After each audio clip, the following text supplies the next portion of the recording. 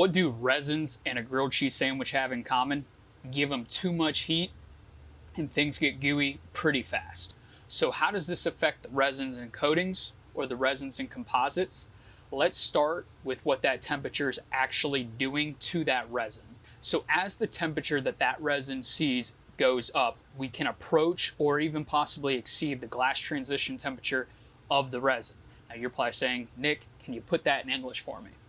So the glass transition temperature is the point at which that resin will go from a solid to a flowable liquid. Now it's important to note that we're not talking about going from solid ice to water. That's not the type of transition that's going to happen.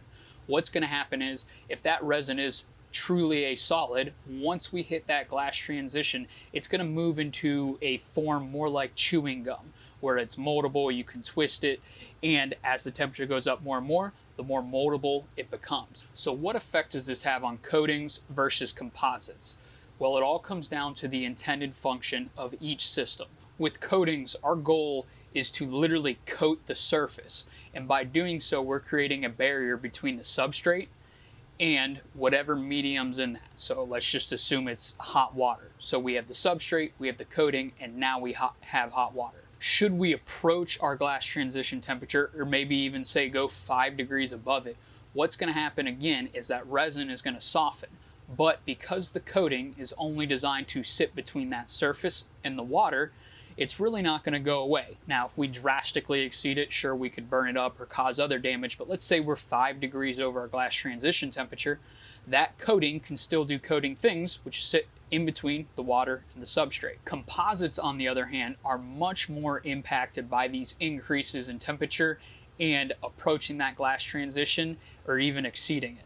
Because our goal with composites is to provide mechanical reinforcements, by exceeding our glass transition temperature, like we did in the previous example, would net the same effect as the coating, being the resin will soften, but here that softening means that we're losing the very thing we were out to add to the system, which was mechanical strength. So what can you or we do to protect against this?